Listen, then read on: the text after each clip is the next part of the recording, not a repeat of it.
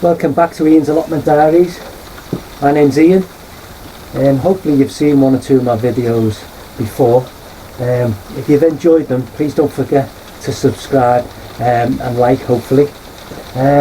Now, as you can see, it's a pretty miserable day today. Storm Dudley and Storm Eunice have rattled through this week. I hope there's not been too much damage where you are. There's been a bit of damage on our site, fortunately none on my plot. I managed to batten everything down and secure everything as best I could, and it looks like I've got away with it. But the remnants of that is this horrible weather we've got. It's cold at the minute. We're looking at 4 degrees. It's wet, miserable. Definitely a day for inside the greenhouse. Probably not a great day for sowing, but I've got itchy sowing fingers, so I'm going to do a little bit of sowing today. But first, I just thought I'd give you an update on what I've already sown in February. So these are some of the seeds I've already sown this February. I've got here, I've got some of my sweet peas. I've got 2 in a pot. They're sweet pea mumsy. They have a lovely vibrant pink flower. I've not sown them before, but I'm hoping they'll come out well, and I'll keep you informed as to how they go along as the season progresses. Right, in some of the trays here we have some of the flowers that I sown a week or so ago. So we've got some Cosmos Double Dutch White, some Catananch, don't even know what they are, but they look nice on the packet. I've got some Chrysanths Eastern Star, some Larkspur mix, and some Marigold French Orange Boy. Now the Marigold are for me, they'll be going inside my polytunnel alongside my tomato plants and my peppers and my chilies, just for some companion planting and to keep away some of the pests when they're inside there. The rest of the flowers will probably be handed over to the wife, and they will end up in a couple of the beds, probably in the wildlife area.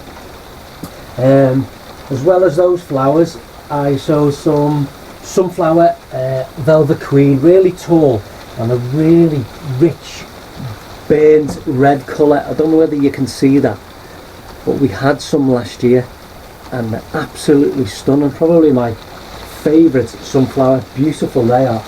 So I've sown some of them, and some sunburst sunflowers, tall, standard, yellow petal with a slight burnt orange and a dark centre. Really pretty.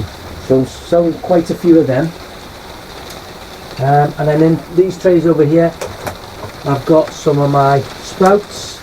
Sprouts were really successful last year, so this month I have sown some green marble F1s. Not tried them before, so if they germinate well, I'll definitely keep a few of them plants back.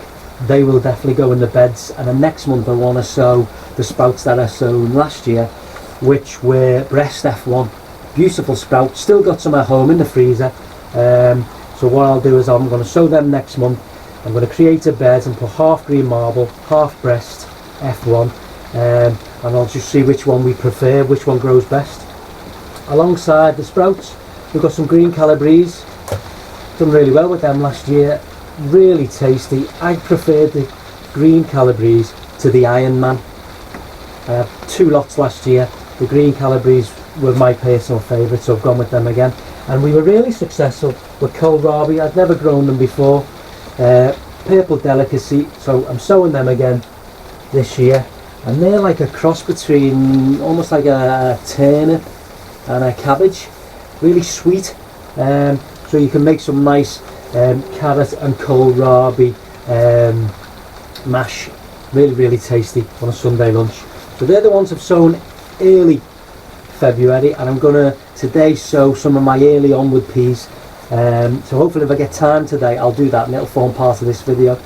If not, I will I'll do it again today or tomorrow, and it'll form part of a video that'll follow on from this. But one thing I wanted to talk to you about today is I've seen a number of methods people use in regards to when they sow their seeds. Now, one of my big failings last year being a new gardener, was missing my sowing dates, just having all my seeds in sections in a small seed tray. And so I put all the brassicas in one, all the root vegetables in another. But what I found with that is, unless I was constantly going through them and checking, I'd sometimes miss the sowing date, which was really, really disappointing. So watching a number of other YouTube channels, I've seen this like cassette case or photographic case with 16 individual cartridges in that people are using. Now, when they've used them, I've noticed that they've tended to label, or the ones I've seen anyway, have tended to label them up into the individual varieties of flowers or vegetables. So it could well be maybe alliums and brassicas, and it may also go right down to the types of flowers and the varieties and such like. Now, that isn't great for me, and a number of other people that will use like spreadsheets. That's definitely a no-no for me. The idea of sitting in front of a computer screen is great if that's what you like, but it's just not for me. So I invested in this cassette case, which was, I don't know, £24 on Amazon. Great for keeping your seeds in. Your seeds fit really, really well in it. But rather than separating the cassettes into different varieties of vegetables and fruits and seed types, and because I don't use a spreadsheet, I found that the best thing for me to do would be to label it up into individual months. And then what I did, so as you can see there, we've got January, obviously right behind February, and that we have March, and then that allows me to separate all of the seed types, no matter what they are, whether they're brassicas or root vegetables or flowers. I separate them into the month that they need to be sown. Now, that isn't through some vast knowledge of when they should be sown. That's just by simply reading the back of the packets. As I say, I'm a relatively new gardener, so I simply look at when it should be sown, pop it into the correct, like my alliums, I tend to sow in January, and maybe February as well, but if they take in January, that'll be enough for me. So as you can see, I've got my alliums in January, Zabruna shallots, leek mulsubra, which are already on the go. So I tend to put my seed packets, irrespective of the type or the families or the varieties, I tend to put them into the month when they should be sown. Now, of course, the sowing of seeds can be drawn out over 2-3 months, maybe more. So I'll generally have more than one packet of leek seeds, or generally have more than one packet of brassica seeds, so I can spread them across the months of the year in my packets here, in my containers, and then that allows me to grow consecutively. So I can be sowing alliums in January and February, but once it gets up to later on in the year, they won't be in these cartridges because they won't be the correct month for sowing, and that's the way I do it.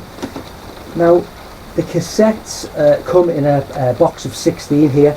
So obviously there's 12 months in the year, so I've utilised all the 12, and then fortunately it leaves me with 4 spare cartridges, and that has proved perfect for then separating my spare seeds into the various families. So I have in one cartridge roots and alliums, the next one cucurbits and tomatoes, next one brassicas, next one legumes and salads. So they're my main varieties of vegetables or flowers, and they go in there, and that fits in a really, really nice compact case, takes up no space, and it also doubles up as my sowing guide for the seeds that I have. So that's just my little way of doing it. It may not suit yourself, won't suit everybody, but it's quite a simple and effective way of not missing your sowing dates, and also organising your seeds into some sort of pattern that you can follow really, really easy. Stays nice and dry, really easy to read, really easy to look after, and that just happens to be the way I do it. Now, I hope you found that helpful. It may suit you, it may not suit you, but but that's just the way I tend to do it. So what I'm going to do now is put all this stuff back on the staging. I'll just give you a quick update. A couple of videos back I sown some leek prize taker, and they were sown a week after my leek musselburgh, so I'll just give you a quick update to show you how they're doing. So here we go, is my leek prize taker, and they're just germinating now. The weather's not great, quite cold, so they're a little bit slow at the minute, but I'm hoping you can see that. And my leek prize taker, the germination rate is really good, and I would expect that to be even better in a week or two's time once the temperatures warm up a little bit. Now, in comparison to the prize taker, the leek musselburgh went in a week earlier, and whilst we still have good germination rate in that, they're a tiny bit slower to germinate. I mean, that doesn't worry me. Let's get that little weed out there. That doesn't worry me, they're just a little bit slower to come through. But again, good germination rate, and these two variety of leeks will give me a really good comparison later on in the year to see which sort of leek we're likely to go with in the future, whether it be down to taste, germination rate, texture. We'll have a taste test later on in the year and see how they go. Okay, so that's them. I think everything else on the staging you've seen before, but I'll just turn you around and just show you how that's going on. So hopefully you can see my staging there. Everything's doing quite well. I have all my alliums there. I've got some of my tomato plants here. Now these were a group of the best seedlings that had come through in my after my sowing. These are some of the others, and they're doing really well as well. And like most gardeners, what I tend to do is I sow plenty of seeds, so I have plenty of spares. So these are the best that I selected out earlier in the week. These are my spares. I'll probably pot them on as well, especially the ones that look really vigorous but are starting to get a little bit leggy. I'll pot them on as well.